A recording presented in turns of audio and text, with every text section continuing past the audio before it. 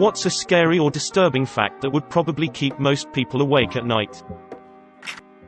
That the rapists, torturers, murderers of Junko Furuta are just living life outside of prison. https://en.wikipedia.org/wiki/murder of Junko_Furuta. The main perpetrator changed his name, apparently. Edit. 3 of the 4 perpetrators changed their names, and only one hasn't had any trouble with the law since. This shit makes me angry. Holy shit. Like, imagine what that would have been like for her. What the hell is wrong with people? This is the sort of thing that makes me hope there is a hell, as messed up as that is. That's a pretty grim read, wish I hadn't. A friend of mine had a brother who died in a creepily abrupt and wholly unexpected way. His brother was just 30 years old, a fit runner and soccer player. One night after a few drinks with friends he returned home and fell asleep in his chair whilst watching TV. He fell asleep sitting upright with his head resting forward, chin on his chest. Try it now, sit upright and angle your chin down as far as you can, take a breath. Feel how slightly labored it is. Well, he slowly suffocated himself to death through the night simply down to head-neck angle. Scary stuff. To ease people's fear about this a little bit, if this was common there would be like 5 deaths on every international flight from it. This is more sad. Some hospitals have chilled cribs for stillborn babies. They look like normal cribs but they are cooled. It's designed for families to say goodbye before the child is taken away.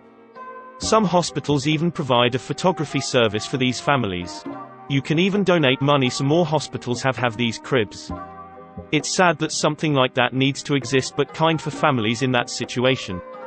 LD nurse here, cuddle cots are one of the best inventions. We spend hours dressing their infant in angel dresses made out of old wedding dresses or baptism outfits that are then donated to dress the babies in for this specific event, and it's very hard because the bodies are most of the time so tiny and the parents like to help and watch and you don't want to move the body in a weird way, then gently get hand and feet prints and clay molds of the hands and feet, which is sometimes horrifically hard due to the size and decomposition of the body, and sometimes the bones crack or skin begins to come off. Then we take photos, or they have a professional takes them, and they get to keep the baby in the room with them and on the cuddle cot for as long as they need. We can't stress this enough. It's all up to them and it never seems like enough. It's heartbreaking to watch. I've done this countless times in my career and I'll have another countless patients in my future. It's the part of becoming a labor and delivery nurse that nobody warns you about. It's not always happy deliveries and cuddling babies. Before cuddle cots they got to decide on how long, but the bodies would start to decompose and the blankets would get soaked with their fluids and have to be changed out until the skin starts to stick to it, which they see and inevitably can't handle anymore.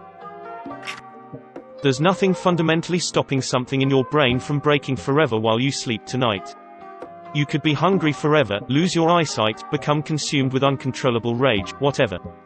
All it takes is a tiny hemorrhage in the right spot responsible for regulating some signals, and they can happen to literally anyone. My mother woke up one day and was blind. Perfectly healthy, mid-40s. I was young so I don't remember all the details, but they took her to the hospital and nobody could figure out what was wrong with her. They figured she had MS or something similar. Eventually her sight did come back in a month or 2, and she can see fine now, although she is colorblind. It's just so scary to know that she went to bed feeling normal and woke up blind, and that it could happen to anyone. In rare cases, people can die from insomnia. This is a lengthy post, but this was almost me. The longest I went without sleep was over 6 days or 150 hours.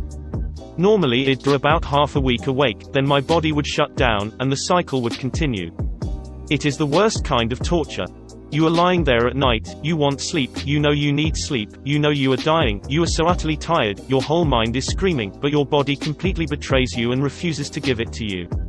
No matter how much you beg, or cry, or how much medication you take, it will not happen. Every second feels like an hour, until you reach the point where you hallucinate or have no memory for hours at a time with cuts and bruises all over you from injuries, then time is nothing and you barely even realize you are existing. You go into REM while awake and things get freaky, can't distinguish your hallucinations from reality. I still remember the day I got my first 8 hours of normal sleep, and I could remember things after 30 seconds that someone had told me. I could smell again, and after a few regular sleep cycles I didn't collapse when I tried walking up the stairs. Life is precious and time is finite, so go hug the people you love, and in all seriousness let them know if you cannot sleep and seek help, it is not okay. Law enforcement bases their methods on catching serial killers on the ones that let themselves get caught. The truly foolproof and effective ways to get away with murder are still unknown, and there are probably many serial killers getting away with murder because the procedure for murder investigations has not changed much in years. Learned this one watching Mindhunter. When you drive a car you can literally just floor it and drive into oncoming traffic at any moment.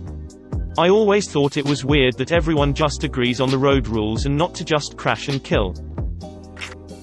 Pill bugs aren't bugs at all. Those roly-polies are actually crustaceans. Tiny land lobsters. This one is oddly cute to me. The frontal lobotomy was performed with no anesthesia and it was an outpatient procedure. Even funner facts. It was performed by sticking an ice pick in the tear duct, punching through the skull, and swishing it around in the brain tissue. There was no way to gauge or predict its effectiveness because you were just swirling it around in brain tissue. And the funnest fact of all, because of number 2, patients were often kept awake and asked questions during the lobotomy to see when their mental performance behavior changed to determine when the lobotomy was done. Edit with additional fun fact. The guy who invented and popularized it won a Nobel Prize.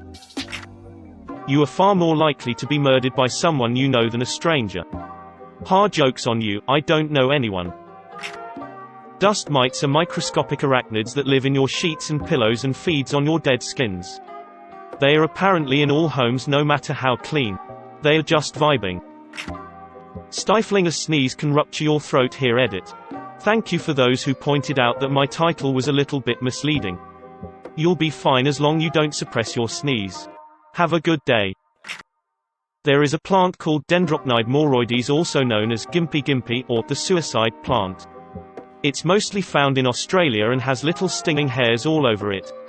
When touched, they inject a neurotoxin in your body which hurts so much that most people rather killed themselves than waiting the 1 or 2 days until it gets better. I have the information from another Redditor on this sub, and haven't found anything that literally says, yeah, they killed themselves, but I do believe it's true.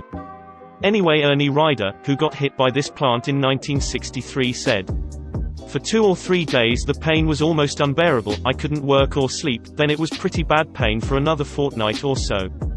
The stinging persisted for 2 years and recurred every time I had a cold shower. ... There's nothing to rival it, it's 10 times worse than anything else."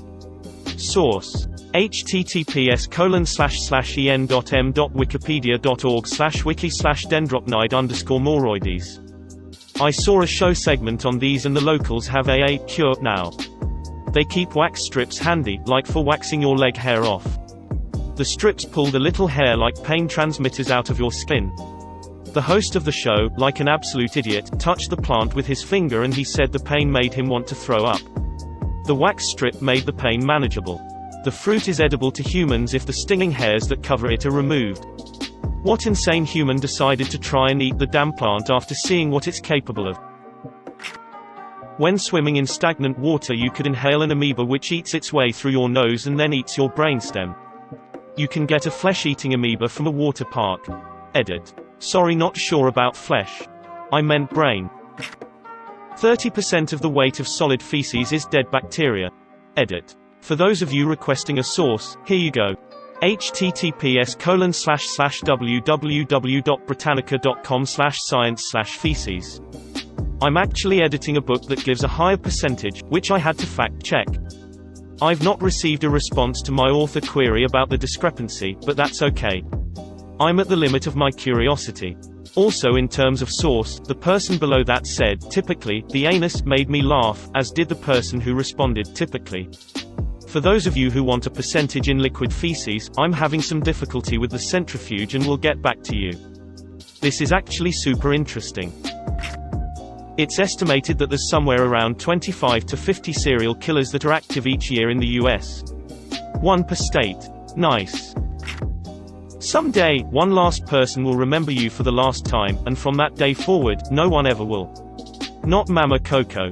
It's called the second death, apparently. There is a spider that has fangs so powerful that it can bite through a leather boot. It usually attacks multiple times and you have to grab it and pry it off of you. It is also incredibly deadly. Edit. I wrote it below here, but it's the Sydney funnel web spider. Because of its venom it is the deadliest spider. Let me guess, it's from Australia. Another good reason to never ever leave Canada. The spiders here are small and not dangerous. The serial killer Richard Chase would try random houses to break into. If the door was unlocked, he saw it as being an invitation. If it was locked, he saw it as a sign that he was unwelcome. When I was younger I was in my room one time, home alone. I heard our front door open and someone come inside, while everyone was out. Hours later, every comes home. I asked, no one had stopped by. It always made me very uncomfortable. I only really heard the sound of them coming in, not leaving. You just made me double check my front door was unlocked. People who sleep less than 6 hours a night are at an increased risk to die prematurely. My husband stays up late a lot, and he read this information recently. It was enough to put the fear of God in him for like 3 days, then he was back to all-nighters. Skeptical smiley face, edit. But I like the irony that this information is what would keep people from sleeping lol. Gonna put my phone down now I think. You have mites in your eyelashes. Oh, I know all about this. Ever since I was a kid, I have had the sensation that an eyelash has dropped into my eye. I am always digging into my eye to get out the eyelashes or crud or whatever. Also my face is itchy, allergy to dust mites, mold, house dust, trees, grass, tobacco etc. So I live with a continually itchy nose, so in my 40s, my optometrist tells me I have Demodex in my eyelashes. She can tell by looking with a huge lens or something. She gets me these eye wipes with tea tree oil. Blefadex, another one is Cleradex, the itch disappears. After 30 years of itching. So I'm pretty much ecstatic. I try them on the rest of my face. Itch and redness are gone. You can't use straight tea tree oil, it's too strong. But it kills Demodex, whereas a lot of things don't. They live elsewhere on your body, so I don't think you can kill them all. So I have to use my eye wipes a few times a week. Apparently Demodex are part of normal facial flora, but they become overnumerous in some people. Their poop causes irritation. They are associated with rosacea, but it's not a 100% researched thing yet.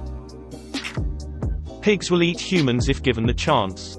So be wary of any man who owns a pig farm, edit for the uninitiated. https://youtube.be/u3qi4zv4sni. You could have a brain aneurysm with 0 symptoms. Any day it could rupture and kill you from significant blood loss. Happened to my mom's friend right in front of her. The seemingly perfectly healthy woman died at 40 without warning during a work trip and while having drinks with her friends. 1 second she was laughing, the next second she was on the ground. Never woke up again. My poor mom was the one that had to call her husband and kids. Aneurysm and blood clot are the 2 types of death that scare the shit out of me. Silent killers. Happened to my grandmother who was in perfect health. There are a fair number of missing nuclear weapons. Edited to add. I certainly didn't expect this level of response. Thanks for the awards. For context, I used to work for a US intelligence service on a project tasked with recovering these things. It was, simultaneously, the most boring and terrifying year and a half of my life. Scary thing is there's one missing near me, and by near I mean at least 50 miles away and out of harm's way, but it's pretty close.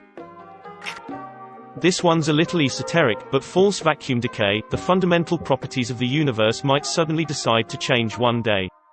It might be an insignificant change, or so great that all matter would just cease to exist, and we wouldn't see it coming until we blinked out of existence. Edit. Fixed link so it didn't point to the in fiction bit. Edit 2.